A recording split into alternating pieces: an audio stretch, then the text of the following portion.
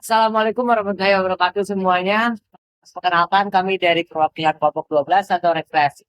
Kali ini kita akan membahas atau ngobrol-ngobrol santai dengan salah satu pembisnis yang ada di Ranti Agen.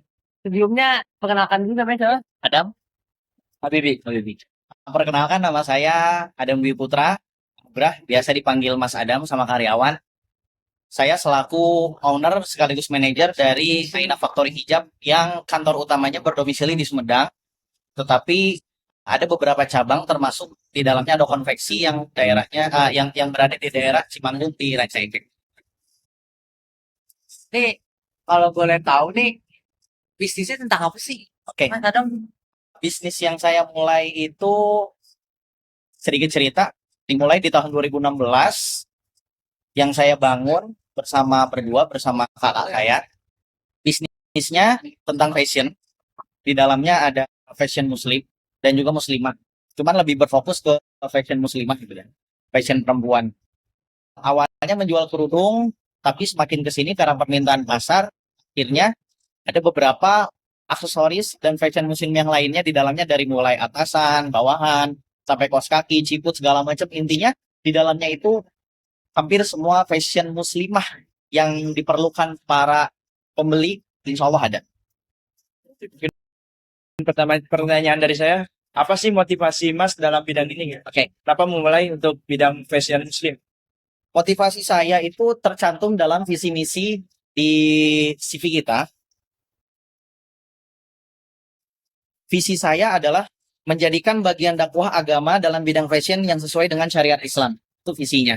Dan untuk misi memberikan inspirasi dan inovasi kepada kaum muslimah agar selalu berhijab. Jadi pada intinya inovasi saya membangun dan melanjutkan dan juga mempertahankan bisnis dalam fashion muslimah ini adalah untuk mempermudah para saudari-saudari kita di luar sana yang ingin berpakaian sesuai syariat agar mereka tidak kesulitan mencari baju-baju tertentu yang mereka inginkan. Dan sudah pasti kami selaku tim produsen dan seller memproduksi barang sesuai dengan kualitas dan juga sesuai dengan mode yang kekinian. Jadi intinya inovasinya itu membantu saudari-saudari kita yang muslimah di luar sana untuk lebih mudah mencari pakaian yang sesuai syariat, dan insya Allah saya juga berinovasi, mudah-mudahan usaha saya di sini menjadi sebagian dari dakwah dalam agama Islam. oh, kalau gitu, kalau boleh tahu nih, gimana sih cara memulai bisnisnya tuh atau misalkan perjalanannya itu kayak gimana sih? Kayak, Perjalanan yang dimulai yang tadi dibicarakan di awal dimulai dari 2016, itu sebenarnya perjalanannya itu hampir di luar apa ya? Di luar ekspektasi. Karena dari situ saya memulai dari bawah, bahkan bukan bawah, dari minus. Kalau teman-teman nggak percaya, saya memulai ini berdua sama kakak saya yang perempuan, itu dari hutang yang jumlahnya 1,8 miliar. Miliar, Ya, wah, luar biasa. itu dari luar hutang biasa. yang jumlahnya 1,8 miliar. Dari situ bangkit dengan cara ya apapun itu yang ada, dari mulai nyari produk maklun, bukan maklun, apa ya katanya? Reseller. Channel. Ngambil barang di orang, Iya. kita jualin lagi. Nah, semakin kekumpul modal, akhirnya bisa nyisihin buat beli kain. Kalau teman-teman tahu, kain itu kan harusnya belinya roll. Iya. Ya.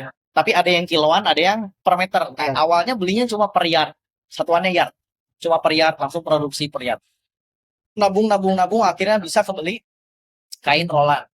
Kala itu masih belum punya tim produksi sendiri, masih maklun, ngejahit ke orang lain. Tembus di tahun 2017 itu bisa dibilang sedang naik-naiknya, dan alhamdulillah sudah bisa beli beberapa mesin jahit, merekrut beberapa karyawan, sampai punya konveksi sendiri, tapi tempat masih kontrak. Itu perjalanannya. Lalu masuk tahun 2020, 2021 COVID sempat turun, dan alhamdulillah setelah COVID kita berinovasi dan terus cari inovasi, dan sampai sekarang masih bertahan, dan insya Allah akan selalu berinovasi dan mulai bangkit lagi. Seperti itu. Jadi kalau ditanya apa ya tadi latar belakang gitu ya jatuhnya ya, kenapa berbisnis di sini, wallahu alam, mungkin Allah yang mengiring, tapi sesuatu yang dimulai secara terpaksa kadang membuahkan hasil yang manis. Ya, karena ya itu tadi mau nggak mau yang namanya utang harus dibayar. Iya, iya. Dikejar-kejar akhirnya ya udahlah. Seperti itu. Nah, berarti kurang lebih udah 8 tahun ya menjalani Iya. bisnis ini. Nah, ada nggak sih tantangan dalam bisnis ini dan gimana gitu cara menanggapinya? Oke. Tantangan dari bisnis fashion itu udah pasti saingan. Saingan. Ini secara garis besar sama Mas di apa ya namanya dirangkum. Secara garis besar tantangan di fashion itu yang paling tantang. Mungkin ada nanti poin nomor 3 tapi itu bahasanya bagi orang-orang tertentu. Poin yang pertama adalah saingan. Nah, ini bersambung dengan yang poin yang nomor 2 yaitu inovasi. Kenapa saingan? Karena kita itu nggak punya hampir semua produk fashion nggak punya copyright. Apa copyright itu namanya?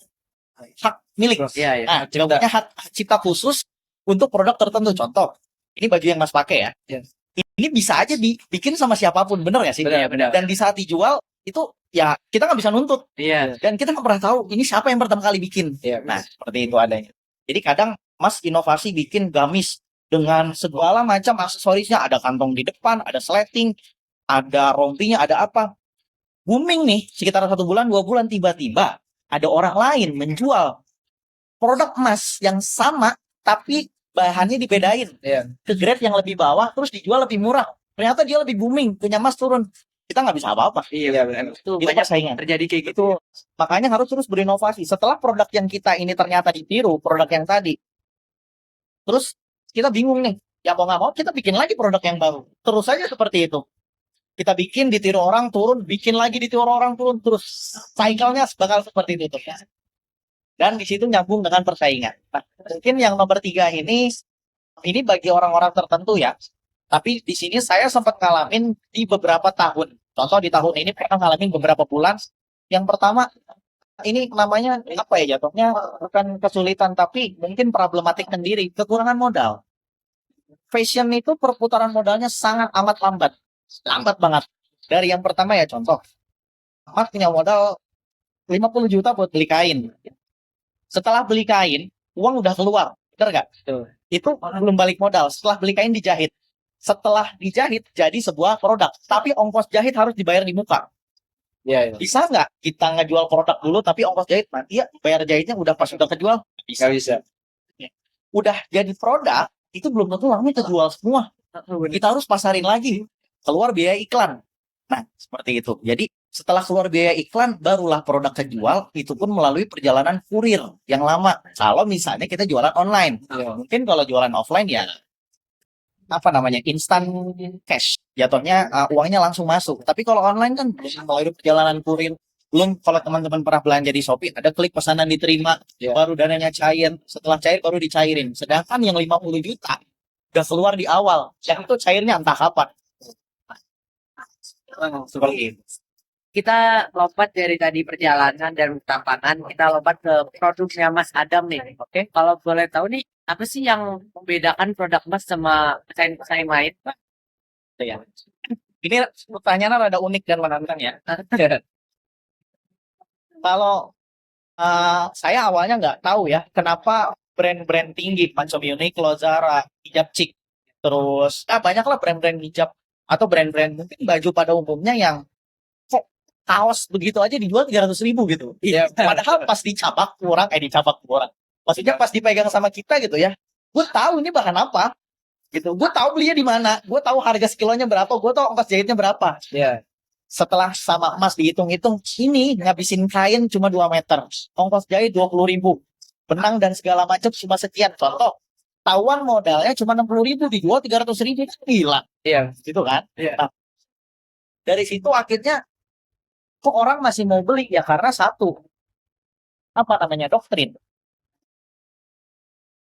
Di saat Ali harus milih 3 second sama Zara, milih mana? Zara. Nah, seperti itu kan? Iya. Kenapa? Karena doktrin. Zara nih, weh, Ras Envo nih, atau apalah segala macam, Uniqlo, atau mungkin apalagi Polo, terus Giordano segala macam, dibanding produk-produk lokal, kan, atau ya yang lainnya banyak gitu ya. Karena kenapa ke doktrin akan hal itu? Nah, dari sini, dari berangkat dari pertanyaan yang membedakan, saya tahu, Mas tahu, bahan mana yang lebih pas untuk produk tertentu. Mas tahu bahan ini nggak sampai segini, akhirnya brand tinggi, misal brand A, ini udah terkenal. Dia punya satu produk yang itu Mas tahu semua bahannya, cara jahitnya, sampai polanya, dan Mas bisa bikin plak-ketiplak seperti itu. Brand A itu menghargai produk tersebut, harga jualnya dengan 600.000. Tapi Mas bisa bikin cuma harga 250.000 misal. Dengan plak-ketiplak barang yang sama. Bedanya cuma satu, nggak ada brandnya. Oh Itu iya, doang. benar. Nah, yang membedakan itu karena kenapa? Balik lagi ya. Tadi di awal Mas sudah bilang inovasi dari bisnis ini untuk mempermudah dan untuk bagian dari dakwah. Yang namanya orang dakwah nggak ada yang mempersulit jamaah. Yang namanya orang mempermudah ya nggak ada yang namanya mempersulit. Akhirnya dengan bahan yang sama ya bisa dibilang nyaman, adem, apa namanya sesuai dengan kriterianya. Mas ciptakanlah produk sesuai kebutuhan dasar. Jadi itu yang membedakan.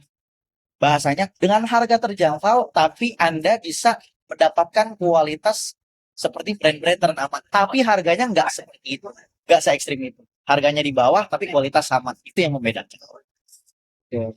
Baik saya. Mungkin karena sekarang apa, tren-tren banyak ya. Oke. Nah, gimana Mas nentuin tren dengan apa? Dengan outfit yang menutupi aurat gitu. Nah, tren yang menutupi aurat. Balik lagi ya. Semua fashion itu punya dasarnya. Kerudung pun punya dasar.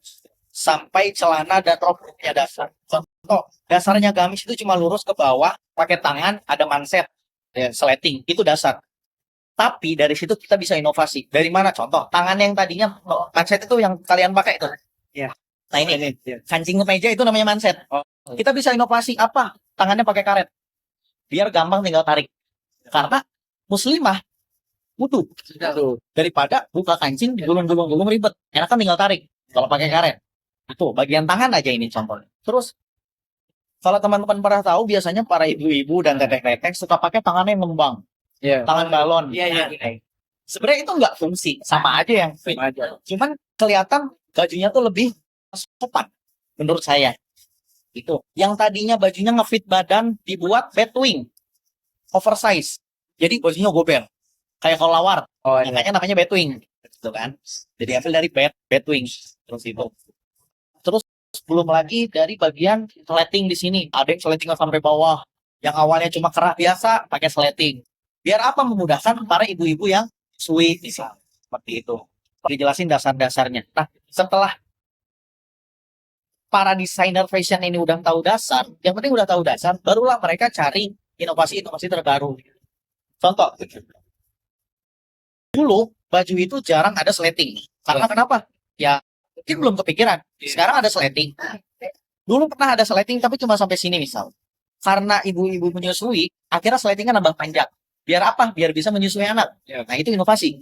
Salah satunya. Terus tadi yang tangan yang dibilang ya, yang tadinya pakai manset agak sulit kalau wudhu pakai karet. Balik lagi ke pertanyaan yang tadi di awal yang sudah terjawab, inovasi datang dari arah mana aja? Terutama dari yang paling banyak dari sosmed. Untuk hal ini kebanyakan Mas ngambil dari Pinterest. Oh. Ya, nah ini dibuka aja dapurnya ya. Ya, Sedikit. no. Ngambilnya dari Pinterest. Karena kenapa? Worldwide. Apa namanya? Mancanegara. Gak cuma Indonesia. Dan bahkan desain-desain yang ada di Indonesia sekarang, baju muslimah yang syar'i itu rata-rata kebanyakan ngambilnya dari Malai. Daerah rumpun Melayu sana. Ya. Dari mulai Malaysia, Thailand, Singapura, Vietnam mungkin kalau ada ya. Gitu. Dan diambil juga dari daerah timur. Saudi, Sudan, Mesir, dan segala macam. Seperti itu. Jadi untuk menentukan inovasi biar nggak loyo, biar nggak kan ke depannya, ya kita harus melek teknologi. Mau nggak mau. Nah, terus kalau boleh tahu, apa sih fitur khusus atau yang menjadi keunggulan dalam produk Mas ini? Fitur dan keunggulan. Ya, oke. Mungkin pertanyaan ini agak serupa dan identik dengan yang sebelumnya tadi. Yang membedakan fitur khusus. Untuk baju mungkin fitur itu bahasanya gimana ya? Ini identik sih pertanyaan kayak yang tadi. Fitur khusus bisa dibilang mungkin yang membedakan juga sih contohnya. Mungkin jawabannya hampir sama dengan yang sebelumnya. Di sini Mas cuma bisa jawab, kami menyediakan produk sesuai dengan kebutuhan, dengan harga terjangkau, tetapi kualitas enggak loyo, kualitas enggak di bawah rata-rata. Jadi seperti itu. Contoh, ada beberapa produk yang memang sesuai pesanan juga. Yang dipajang di toko, misal, yang dipajang di toko bahannya A, modelnya B. Tapi ternyata customer minta, Mas, saya mau pesen pakai bahan yang beda, boleh nggak? Misal, sama-sama pas ditanya, kainnya apa bunda? Kainnya ini, oh iya saya punya kain ini warnanya. Waduh, alhamdulillah kalau gitu mas, saya mau warna ini. Padahal, mas bikin dengan bahan A, model B. Tapi si ibu ini pengen model yang sama, tapi bahannya beda. Itu yang membedakan fitur konveksi. Konveksi yang saya punya. Karena kenapa? Ya balik lagi tadi, ke awal inovasinya. Pengen mempermudah gitu ya. Kan ada memang yang bahasanya kaku. Orang yang jualan itu. Mas, ini ada nggak model yang lain? Tapi bahannya sama. Aduh, nggak ada ibu. Bahannya itu aja. Ada cuma yang itu aja gitu. Yang kelihatan. Customer tuh kayak gitu tuh udah malas belanja biasanya. Tapi kalau kita turutin, dan kita bisa usahain, masih bisa diusahain, kenapa enggak? Ya balik lagi, ya alhamdulillahnya gitu ya, untuk mempermudahnya ada konveksi sendiri. Itu yang mempermudah. Ada konveksi sendiri, ada desainer sendiri, dan ada tim semua segala serba sendiri. Jadi untuk memenuhi permintaan pasar pun untuk saya itu lebih mudah karena semuanya timnya serba mandiri. Itu yang membedakan fiturnya. Jadi kalau bicara fitur baju yang udah jadi mungkin sedikit. Bedanya ya nggak ada bedanya, sama aja kayak yang di pasar. Tapi kalau fitur tokonya, fitur apa namanya, usaha yang saya jalani, insya Allah apa yang customer minta lagi bisa saya buatkan, saya usahakan bikin. Lagi. Oke, ini tadi tentang produk ya. Ya. Sekarang mungkin ke pertanyaan tentang pemasaran. Strategi pemasaran untuk produk Mas itu gimana sih? Strategi pemasaran. Kalau di tempetin susah ngomongnya. Jadi saya buka aja dapurnya. Untuk sekarang funneling channel yang saya dagang itu ada, yang pertama dulu itu bermula dari Shopee, lanjut ke Tokopedia, lanjut ke Bukalapak. Setelah tahu kita bisa, kalau di marketplace kan kalau di marketplace kita perang harga. Jebret, keluar harga 200.000. Jebret, ada yang keluar 190, turunin kita 18. Turunin lagi 18. Jebret, turunin lagi 17. Akhirnya perang harga, dan biar nggak perang harga, akhirnya saya nemuin inovasi di Facebook dan Instagram. Kalau teman-teman sering ngeliat di selagi scroll Instagram ataupun TikTok sekalipun, itu ada iklan yang dari situ dilarikan ke website. Oh iya, Landing page. Nanti kadang di landing page-nya itu suka ngisi form atau langsung chat ke WA. Itu strategi yang Mas jalanin sampai sekarang. Setelah 6 tahun berpengalaman menjalani bisnis fashion dan strategi marketingnya, akhirnya Mas punya satu kesimpulan. Satu jalan yang paling mudah untuk bangun brand. Yang paling pertama adalah bikin brandnya dulu, udah pasti. Ya, betul. Bikin nama dan bikin logo. Terus setelah bikin nama dan bikin logo, orang-orang zaman sekarang itu tidak mau lepas dari kata-kata premium dalam tanda kutip. Iya. Walaupun dengan bahan yang sama. Jadi kalau pengen dibuka dapurnya, Mas sekarang punya dua brand. Yang satu brand pasar, atau B2B nggak? Business to business. Oh iya. Nah, jadi yang satu brand pasar, brand murah, Ya. yang bajunya itu polosan, tanpa label, tanpa apa namanya, tanpa nama lah intinya, tanpa menyatakan ada identitas. Ya. Brandnya itu tanpa identitas sama sekali.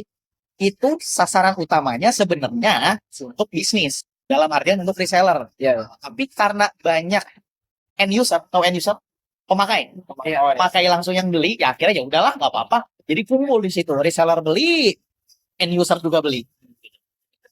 Nah, dari situ Mas berangkat, ini bisa nggak ya produk saya dijual dengan harga yang lebih mahal, tapi dengan bahan yang sama. Bukan curang, yang namanya dagang seperti itu. Iya. Yang penting deskripsi tidak melenceng. Ya. Cuma mungkin ditambahin kata-kata premium, padahal barangnya sama. Dari situ akhirnya Mas coba bikin Instagram, dirapihin semuanya. Bikin Instagramnya, bikin websitenya, jadi semuanya ada. Biar apa? Biar customernya trusted, percaya dengan apa yang kita jual. Contoh, apa ya contohnya ya?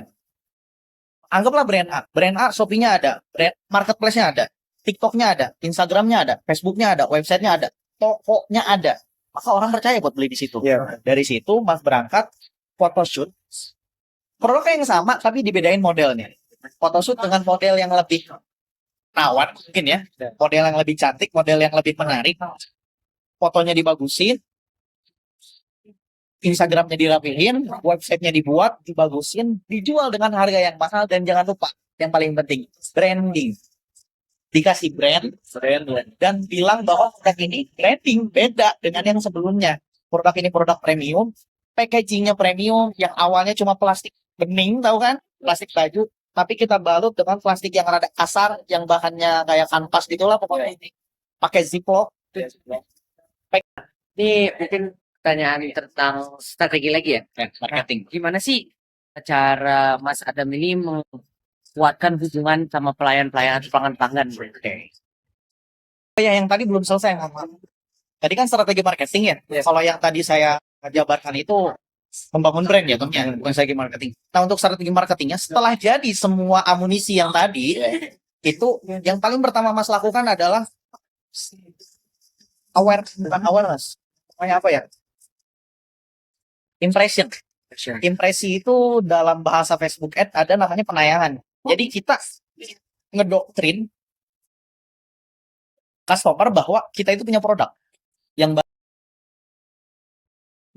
pas mulaiin itu ngiklan dari Facebook ataupun TikTok, biar tokonya rame dulu, biar akun media sosialnya rame dulu. Setelah rame, barulah narik pembeli ya. Setelah ada yang beli, itu diarahin yang pertama lewat WA. Karena kenapa? Pembeli mau dilayanin. Ya. Setelah lewat WA, dia kurang percaya. Kak, aku boleh cek cloud shopping? Tenang, nih Shopee-nya. Jadi disediain semua. Kadang, kalau bisnisnya baru, kalau brandnya baru, customer diarahin check out lewat WhatsApp, itu ditakutkan penipuan. Iya betul. Ya. Makanya disediakan marketplace yang notabene-nya itu apa namanya, pihak ketiga gitu kan. Marketplace itu kan seolah-olah rek brand sih. Ya, rek donation. Jadi dananya itu ditahan dulu di situ sampai customer benar-benar terima barang baru bisa cair dananya ke pembeli. Itu pertanyaan Ali yang barusan. Bagaimana cara menguatkan apa namanya, hubungan dari seller ke customer? Yang pasti satu, itu engagement. Jadi kadangkala Mas ngiklan dimanapun, entah di Shopee, entah di Facebook, Instagram ataupun TikTok, itu boncos. Iklan 1 minggu habis 1 juta atau 7 juta sekalipun, tapi profit yang balik cuma 4 atau 5 juta, maka boncos 2 juta. Ya. Di situ apakah Mas ngerasa sedih ataupun ngerasa rugi? Enggak. Tapi kita dapat engagement. Engagement itu apa sih? Apa namanya? Chemistry. Ya, kalau ada hubungan ada chemistry-nya. Ya. Jadi walaupun kita nggak dapat pembeli, tapi brand kita makin dikenal. Bisa jadi itu cuma sekedar reminder. Oh iya nih. Ya mungkin bisa jadi belum butuh sekarang, tapi belum tahu seminggu, 2 minggu, 2 bulan, 3 bulan, atau setahun ke depan. Bisa jadi, oke, posnya nggak beli, tapi posnya di set. Ya. Nah, jadi nanti dia butuh buat, itu salah satunya untuk membangun keterikatan hubungan. Terus yang selanjutnya, jangan ngerasa customer itu pembeli. Mas di sini udah apa namanya? Tatar nggak? Tatar itu udah apa ya? Dilatih, digodok lah ya. Admin chat nih, admin customer service udah digodok sama Mas. Lulu pada, ini orang Betawi aslinya ya. Jadi rada. Ya nyantai. Lulu pada, kalau ngelayanin customer, jangan kayak seolah-olah ke orang lain. Anggap itu temen lu yang lagi chatan. Jadi bahasanya tuh jangan kaku, boleh Kak, silakan, jangan kayak gitu. Ya kayak temen aja lah bahasanya. Jadi kenapa mereka jadi lebih nyaman? Tapi tolong dijaga juga, jangan seolah-olah kayak orang sebaya. Bisa jadi dia lebih tua dari kita, takutnya dia tersinggung. Soalnya suka ada ibu-ibu yang beli rada ribet. Pandangnya admin itu anak-anak kecil. Dan di saat kita ngomong seolah-olah sok kenal, sok deket sama mereka, dianggap songong. Jadi untuk membangun itu semua, jangan pelit ngetik sama customer cuma ya kak, baik kak, boleh segala macam, dijelasin semua. Jadi seolah-olah chatan sama teman, dari situ nanti customer merasa nyaman, dia repeat order, dan bisa jadi dia apa namanya rekomendasi mulut mau ke mulut ke mulut. Tahu nggak? Gue kemarin beli ini di sini, ini sumpah bahannya cakep. Adminnya juga enakan, coba nih link chat ya kayak gitu. Itu ngaruhnya nanti kok banyak banget taruh dari situ tuh. Itu untuk garda terdepan ya. Garda terdepan itu kalau di toko mungkin sales. Ya. Tapi kalau garda terdepan di online shop itu udah pasti admin chat. Garda terdepan. Nah, di balik itu apa? Ada DM, ada komentar, ada like, ada segala macam. Itu jangan dicuekin. Kalau ada yang komentar, bahannya bagus, jangan cuma di like doang, kasih apresiasi balik. Boleh kakak, terima kasih banyak, alhamdulillah, bla bla bla segala macam. Oke, ini pertanyaan terakhir atau mungkin statement terakhir. Boleh nggak sih Mas Adam tuh kasih motivasi buat yang para nonton ini untuk membangun bisnis atau memulai bisnisnya gitu? Iya. Motivasi dari Mas sendiri itu apa ya? Udah bingung nih. Ini. Kenapa teman-teman semua harus bisnis? Kenapa teman-teman semua harus dagang? Mungkin bisnis itu bahasa sekarang ya, bahasa modernnya. Karena dagang itu dapat pahala. Kenapa dapat pahala? Karena Rasulullah berdagang. Iya betul ya. Itu udah pasti. Li'ila fi Quraisyin ila fihim rihlatasi taywasoib ila akhirih. Pada musim panas dan pada musim dingin. Semuanya diajak ke Syam lah. Sampai pas bersuami dan beristri dengan Siti Khadijah pun Rasul masih berdagang. Itu yang udah pasti motivasi pertama. Terus yang kedua, di saat dagang, apa yang kira-kira kita dagangkan? Apa yang kira-kira produk yang kita dagangkan? Wallahu a'lam, Mas lupa. Ini dalam hadis ataupun dalam perkataan ulama. Barang dagangan yang paling baik adalah yang paginya dibuat, sorenya udah basi. Itu barang dagangan yang paling baik. Karena kenapa? Tidak mengurangi kualitas. Cuma seperti itu doang. Jadi kayak makanan gitu lah. Ya. Kalau dibesokin mungkin masih awet. Tapi rasanya udah beda. Tentu. Nah, kualitasnya ya beda dengan makanan zaman sekarang yang pakai pengawet ya. Iya. Cuma ya ini itu nggak masalah. Cuman nah dari sini Mas berangkat kebetulan Mas gede dari orang tua yang punya pabrik tahu Sumedang. Ya. Dan alhamdulillahnya tahu Sumedang sesuai dengan deskripsi yang Mas tadi ngomongin. Paginya digiling, sorenya udah basi. Ya. Tahu Sumedang karena nggak pakai pengawet. Iya betul. Dan itu mungkin statement yang ya boleh dipakai boleh enggak. Terus yang selanjutnya, jadikan dagang itu bukan cari untung. Itu sulit. Kalau kalian dagang cari untung, rugi, kalian sedih. Ya. Tapi kalau kalian dagang lihat membantu orang, ada yang beli kalian senang, nggak ada yang beli, loh orang saya mau bantu kok. Dan Mas ingat sampai sekarang ini Mas pegang erat-erat pesan papa. Dagang aja. Gak usah mikir siapa yang beli. Nanti Allah giring ke kamu pembeli. Ngerti nggak? Iya ya. Misal Ali hobinya apa? Oh, hobinya main bola. Main bola. Habibi? Sama Bola. Pengen dagang sepatu. Futsal kah? Apa namanya yang buat ini? Deker. Deker kah? Ataupun ya apapun itu aksesoris bola. Aduh, tapi barangnya dari mana nih ngambil? Misal dari Cina.